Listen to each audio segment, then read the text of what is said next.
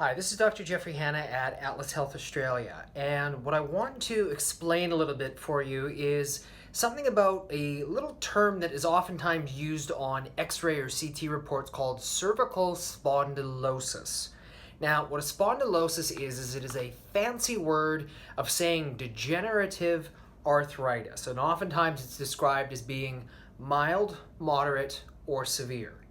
The way that I will describe this spondylosis or degenerative arthritis, think of it like rust on a piece of machinery. You left it out in the rain a little bit too long, or you've been having the gears grind on something. Something's been rubbing up against each other like this, and it's led to a breakdown of things over a long period of time. Now, what I want to explain then and make this very, very clear is that degenerative arthritis has nothing to do with getting older. If that was the case, every person as they get older would have arthritis at all levels of the neck. But typically we only have it in a few areas, and other areas are just fine. So what it means is that there has to be something else that is going on. So what I'd like to propose for you is a possibility about what could be causing degenerative arthritis and what you can do to either prevent it or to help things out. So what I want to do firstly here is just use a little model illustrating you what a nice normal arrangement of the vertebra would look like. So a nice squarish kind of vertebra there, a good big space in between, and then good openings in and around the nerves. So this is where your spine is going to be moving the way that it is supposed to. But let's say then that you have some kind of an injury. You don't necessarily break or dislocate anything, but you shift something even a couple of millimeters. And even a couple of millimeters, it doesn't sound like much, but if you think of that, the joints in your neck are designed to move by a total of around 1 centimeter each. That's potentially a 20% breakdown just with a couple of millimeters. And so if you have something in your neck that's not moving the way that it's supposed to because of an injury, it's going to cause all of the other areas to start to compensate.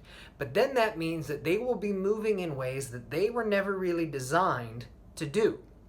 And so then if you multiply that over even just a little bit of a period of time, what you're going to start to get is something that'll look a little bit more like this, where you're going to get a flattening of the vertebra. It's going to be changing its shape to adapt to the stress.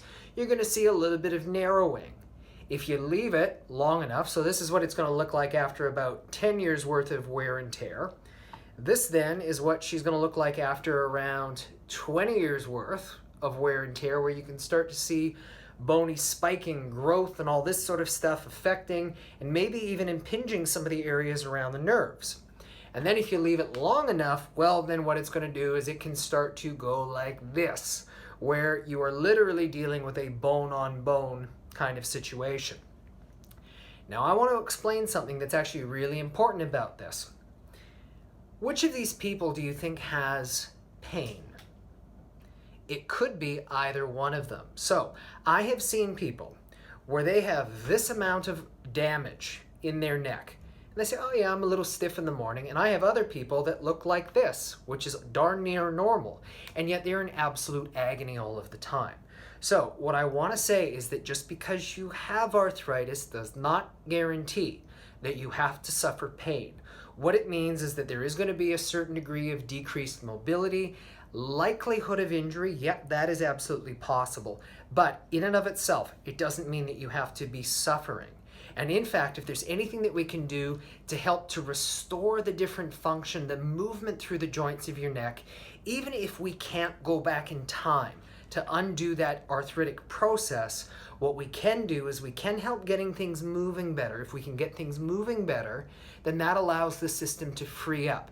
It takes the pressure off of the nerve endings and allows you, most importantly, to do the things that you want to do in life without there being continual pain, continual restriction. You're able to actually enjoy the things in life that you would much prefer to be doing. So just because you've been diagnosed with a cervical spondylosis, aka degenerative arthritis, does not mean that life is over and that you can't do anything about it. There is still plenty that can be done, and the work that we do helps get people as much movement through their neck in the safest, most gentle way that we possibly can. So I hope that you've enjoyed this little video, just a little explanation on things. If so, number one, please do like it. And number two is if you can think of somebody who would benefit from this information, share it with them. We've attached a few different links with this video here so that you can check out and get a little bit more information about what this is, how this happens in your neck, and most importantly, how a unique or a different form of healthcare called an Atlas adjustment may be able to help you out. This is Dr. Jeffrey Hanna at Atlas Health Australia, reminding you, take care of your neck. It's your lifeline to well-being.